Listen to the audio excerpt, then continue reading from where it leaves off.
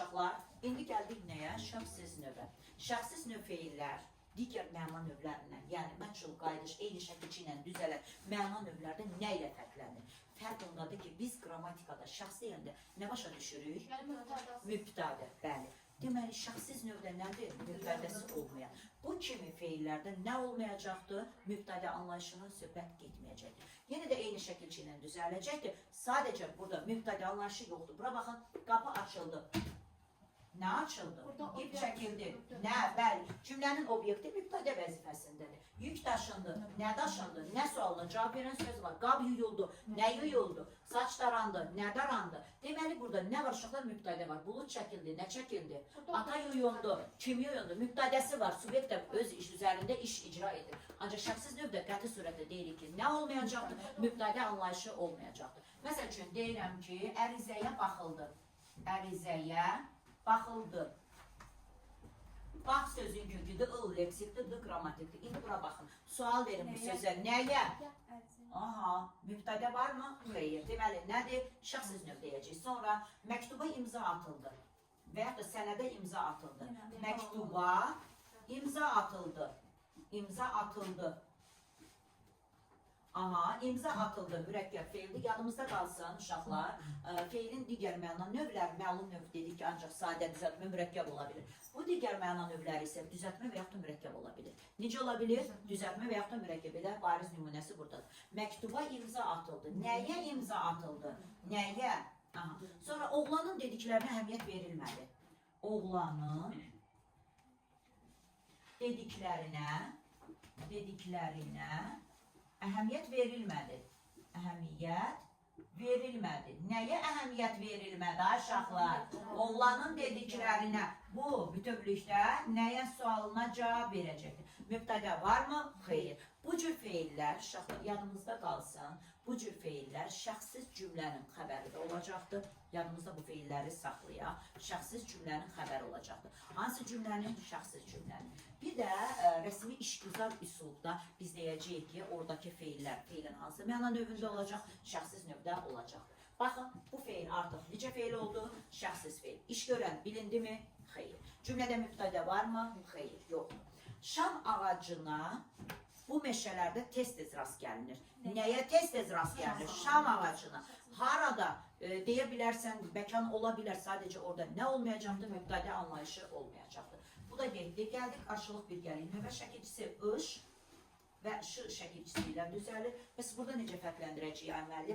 Bütün ış şəkilçisi ilə olan feillərə biz deyəcəyik ki, bu qarşılıq birgəlik növdədir? Xeyr. Dilimizdə elə şəkilçilər var ki, onlar amonim şəkilçilərdir. Onlardan da biri nədir? Iş şəkilçisidir. Bu şəkilçi ilə düzələn sözlər, hansı nitq hissəsi ola bilər, isim də ola bilər, feil də ola bilər. Yəni, ış şəkilçisi hansı nitq hissəsinə aid sözlər düzəldə bilir, isim də düzəldə bilir, feil də düzəldə bilər. Sadəcə biz bunu nə ilə seçəcəyik uşaqlar? Məzmununu. İş qarşı-qarşıya icra olunacaqsa buna nə deyəcəyik? Qarşılıq növ feillər. İş birlikdə icra olunacaqsa ona nə deyəcəyik? Birgəlik növ feillər deyəcəyik. Əslində əvvəllər bunu çox belə dərinliklə keçirdik uşaqlar. Necə təsirli feildən yarandı, təsirsiz oldu. Ancaq bu iş birlikdə icra olundu. Elə seçmək daha asandır, nəinki təsirli, təsirsiz feildən. Baxın, deyirəm ki, salamlaşmaq. Feilin hansı məna növüdür? Qarşılıq növdür deyirəm mən. Niyə ay müəllim? Salamlaşanda, çünki mən salam verirəm, siz də mənə qarşılıq verib salam verirsiniz. Yazışmaq. Deyirəm qarşılıq növdür. Ay müəllim, uşağın biri sinifdə dedi ki, ay müəllim, yazışmaq deyirsiniz, yazışdı, mesajlaşmaq mənasındadır. Və mən orada qrupa və yaxud da siz qrupa bir söz yazanda hamı qayıdır yazır. Hamı qayıdıb kimə yazır, kimə qarşılıq verir? Mənə, yazana, birinci yazana. Deməli, ona görə biz deyirik ki, yazışmaq feilin hansı məna növüdür? Qarşılıq məna növüdür. Deməli, buradan götürdük. Dostlar yazışdılar. Dostlar yazışdılar. Tərəflər görüşdülər. Buradakı, aha. Sonra onlar salamlaşdılar. Salamlaşdılar. Aha. Bura qədər dediklərimiz feilin hansı məna növüdür? Qarşılıq növüdür. gəlin görək bir gəlin növdə necə olacaq. Bir gəlin növdə demirsən, mən sənə salam verdim, sən də mənə qarşılıq ver, salam ver. Burada iş birlikdə icra olunacaq. Məsəl üçün, qoyunlar mələşdirər. Deyirsən ki, qoyun, o birisi qoyun deyir ki, mən mələyirəm, sən də qarşılıq ver, mənə mələşək. Xeyr, biri başlayanda hamısı neyniyir? Birdən başlayır mələşir. Və yaxud da gülüşdülər. Elə bir gülməli söz deyilir, hamı başlayır birdən neynəməyə, gülüşməyə, ağlaşmağa. Allah uzaq eləsin, hər hansı bir yas məclisidir falandı filandı. Orada qadınlardan biri ağlaşanda demir ki, qarşılıq ver, ağlayaq. Hamı birdən neyniyir? Ağlaşmağa başlayır. Arılar vızıldaşdılar. Hamısı birdən, bəli. Burada nə də uçuşdular, hamısı birlikdə neyniyir uşaqlar? İşi icra edir. Birlikdə. Buna da nə deyirik? Birgəlik növ feillər. Burada yazırıq qoyunlar. Qoyunlar. Mələşdi də deyə bilərik, mələşdilər də deyə bilərik. Sonra itlər. Hürüşdü də deyə bilərik.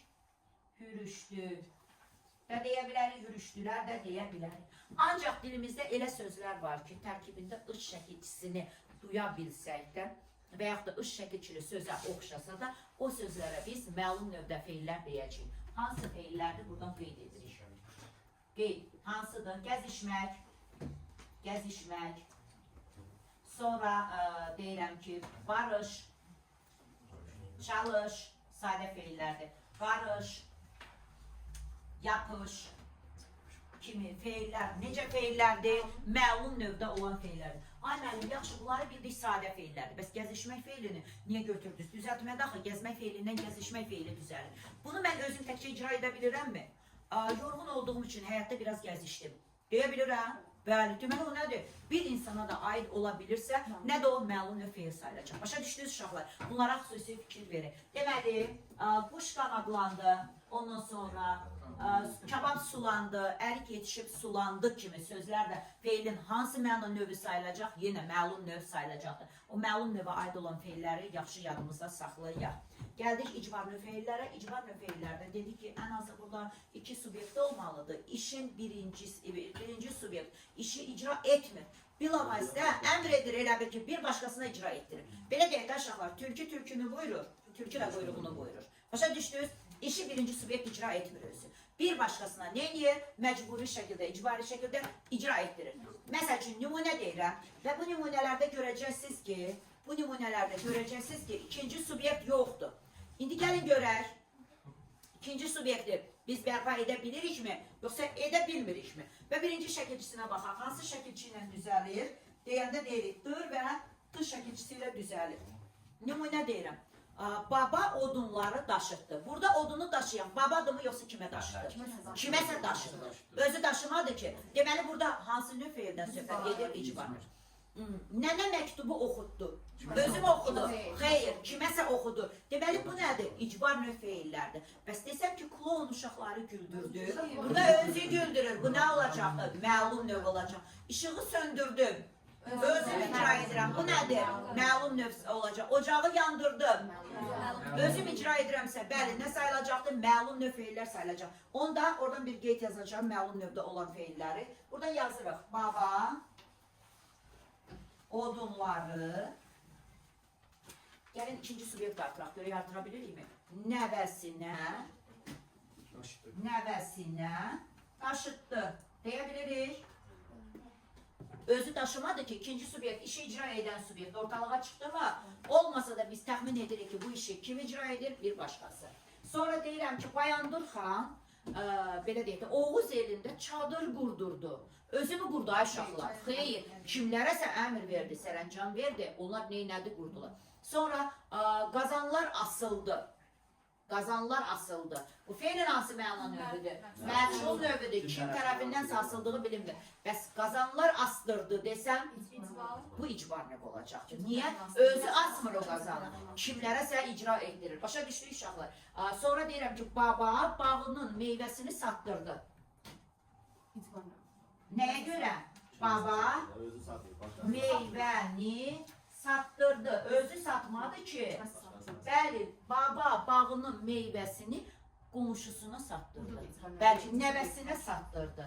Oğluna satdırdı. Axır ki biz ora nə qoya bilirik? Subyekt qoya bilirik. Qoya biliriksə o feilin hansı məna növ olacaqdır? İcbar növ olacaqdır. Başa düşdük uşaqlar? İcbar növ feilləri necə fərqləndirə bilərik? Deməli, biz dedik hansı feillər feilin məna növünə görə məlum növ sayılacaqdır. Dır şəkilçisi olsa da belə. Buradan yazaq, bunu silirəm. Məlum növ. Yəni şəkilçi olsa da yandırmaq, yandır, söndür, güldür, gəziş, birləş, qanadlan, sonra barış, çalış, qarış, yapış və s. kimi feillər. Feilin hansı məna növü sayılır uşaqlar? Məlum növü sayılır. Onu söndür.